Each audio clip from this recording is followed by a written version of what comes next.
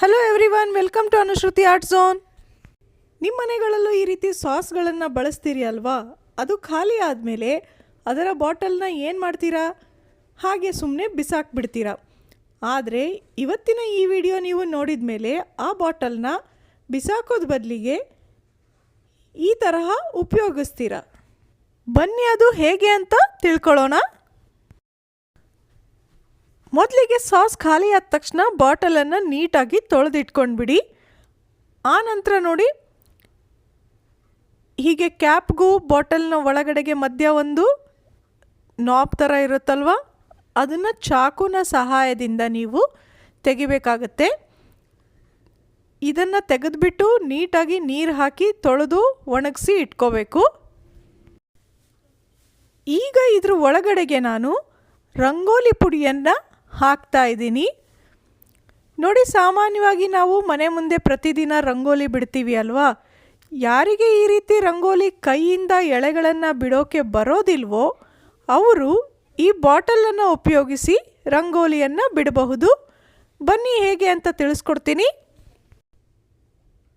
ನೋಡಿ, ತೊಳೆದು ಒಣಗಿರುವಂತಹ ಬಾಟಲ್ನ ಒಳಗಡೆಗೆ ನೀವು ರಂಗೋಲಿ ಪುಡಿಯನ್ನು ತುಂಬಿಕೊಳ್ಬೇಕಾಗತ್ತೆ.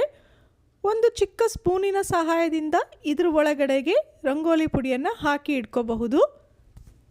ಅರ್ಧದಿಂದ ಮುಕ್ಕಾಲು ಬಾಟಲ್ವರೆಗೂ ಒಂದೇ ಸಲಕ್ಕೆ ತುಂಬಿ ಇಟ್ಕೋಬಹುದು. ಪ್ರತಿದಿನ ಉಪಯೋಗಿಸೋದಕ್ಕೆ ಆಗುತ್ತೆ. ನೋಡಿ, ಹೀಗೆ ರಂಗೋಲಿ ಪುಡಿಯನ್ನು ಹಾಕಿದ ನಂತರ ಅದ್ರ ಮಧ್ಯದಲ್ಲಿ ಒಂದು ಚಿಕ್ಕ ನಾಬ್ ಇತ್ತಲ್ವ, ಅದನ್ನು ಹಾಕಿ ಬಾಟಲ್ನ ಕ್ಲೋಸ್ ಮಾಡ್ಕೋಬೇಕು. ನೋಡಿ, ಹೀಗೆ ರಂಗೋಲಿ ಪುಡಿಯನ್ನು ಹಾಕುವಾಗ ಬಾಟಲ್ ಪೂರ್ತಿಯಾಗಿ ಒಣಗಿರಬೇಕು. ಸ್ವಲ್ಪವೇ ಹಸಿ ಇದ್ದರೂ ಕೂಡ ರಂಗೋಲಿ ಫ್ರೀ ಫ್ಲೋ ಆಗಿ ಬೀಳೋದಿಲ್ಲ.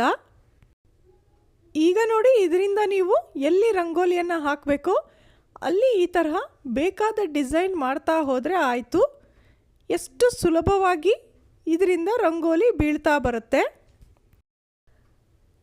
ರಂಗೋಲಿ ಹಾಕೋದಕ್ಕೆ ಬರೋರಿಗೆ ಅರೆ ಇಷ್ಟೆಲ್ಲ ಯಾಕೆ ಮಾಡೋದು ಬೇಕು ಅನ್ನಿಸ್ಬಹುದು.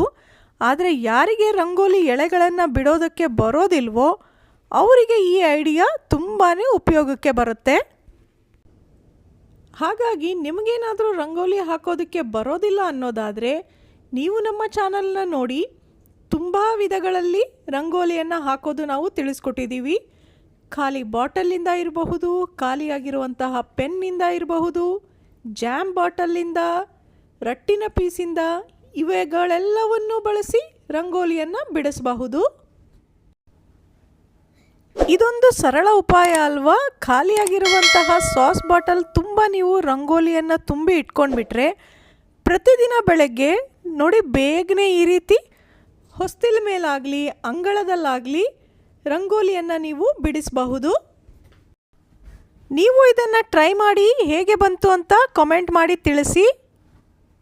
ಫಂಕ್ಷನ್ಗಳಲ್ಲಿ ಚಿಕ್ಕ ಚಿಕ್ಕ ಬಾಟಲ್ನಲ್ಲಿ ನೀರು ಕೊಟ್ಟಿರ್ತಾರಲ್ವ, ನೀರು ಖಾಲಿ ಆದಮೇಲೆ ಹಾಗೆ ಬಿಸಾಕ್ಬಿಡ್ತೀವಿ ನೋಡಿ. ಅದರ ಬದಲಿಗೆ ನೀವು ಈ ಐಡಿಯಾ ತಪ್ಪದೆ ಮಾಡಿ ನೋಡಿ. ಮೊದಲಿಗೆ ಒಂದು ದೀಪ ಅಥವಾ ಕ್ಯಾಂಡಲ್ನ ಉಪಯೋಗಿಸ್ಕೊಂಡು ಈ ಬಾಟಲ್ನ ಕ್ಯಾಪ್ ಇತ್ತಲ್ವ, ಅದನ್ನು ಸ್ವಲ್ಪವೇ ಸ್ವಲ್ಪ ಬಿಸಿ ಮಾಡ್ತಾ ಒಂದು ಚಿಕ್ಕ ತೂತು ಮಾಡಬೇಕಾಗತ್ತೆ. ಅದಕ್ಕೋಸ್ಕರ ನಾನಿಲ್ಲಿ ಒಂದು ಮೊಳೆ ಉಪಯೋಗಿಸ್ತಾ ಇದ್ದೀನಿ. ಈ ಥರದ ಮೊಳೆ ಮನೆಯಲ್ಲಿ ಇರಲಿಲ್ಲ ಅಂದರೆ ನೀವು ದಪ್ಪನೆಯ ಸೂಜಿ ಉಪಯೋಗಿಸಬಹುದು, ದಬ್ಬಣ ಉಪಯೋಗಿಸಬಹುದು. ಇದು ಚಿಕ್ಕ ಬಾಟಲ್ನ ಕ್ಯಾಪ್ ಆಗಿರೋದ್ರಿಂದ ಕ್ಯಾಪ್ ಕೂಡ ತುಂಬಾ ಚಿಕ್ಕದಿರುತ್ತೆ. ಬಿಸಿ ಮಾಡೋವಾಗ ಹುಷಾರಾಗಿ ಮಾಡಿ, ಕೈ ಸುಡಬಹುದು. ಚಿಕ್ಕ ಕ್ಯಾಪ್ ಆಗಿರೋದ್ರಿಂದ ಅದನ್ನು ಇಕ್ಕಳದಿಂದನೂ ಹಿಡ್ಕೊಳೋದಕ್ಕೆ ಆಗೋದಿಲ್ಲ. ಹಾಗಾಗಿ ನಿಧಾನವಾಗಿ ಸ್ವಲ್ಪವೇ ಬಿಸಿ ಮಾಡಿ ಮೊಳೆಯಿಂದ ಚುಚ್ಚುತ್ತಾ ಹೋಗಿ. ನೋಡಿ, ಈಗ ಈ ಕ್ಯಾಪ್ ಚಿಕ್ಕ ತೂತಾಗಿದೆ, ಗೊತ್ತಾಗ್ತಾ ಇದೆ ಅನ್ಕೋತೀನಿ. ಈ ಥರ ಮೊಳೆ ಇರಲಿಲ್ಲ ಅಂದರೆ ನೀವು ದಬ್ಬಣದಿಂದ ಮಾಡಬಹುದು, ಅದು ಕೂಡ ಚೆನ್ನಾಗಿ ಬರುತ್ತೆ. ಅದು ಕೂಡ ಇರಲಿಲ್ಲ ಅಂದರೆ ನೋಡಿ, ನೀವು ಸ್ಕ್ರೂ ಡ್ರೈವರ್ ಬಳಸಬಹುದು. ಆದರೆ ಫ್ಲ್ಯಾಟ್ ಆಗಿರೋವಂಥ ಸ್ಕ್ರೂ ಡ್ರೈವರ್ ತೊಗೋಬೇಡಿ, ಚೂಪಾಗಿರುತ್ತಲ್ವ ಆ ತರಹದ್ದು ಸ್ಕ್ರೂ ಡ್ರೈವರಿಂದ ಹೀಗೆ ತೂತು ಮಾಡಬಹುದು. ಇಷ್ಟಾದಮೇಲೆ ಈ ಬಾಟಲ್ನ ಒಳಗಡೆ ರಂಗೋಲಿ ಪುಡಿಯನ್ನು ತುಂಬ್ಕೋಬೇಕು.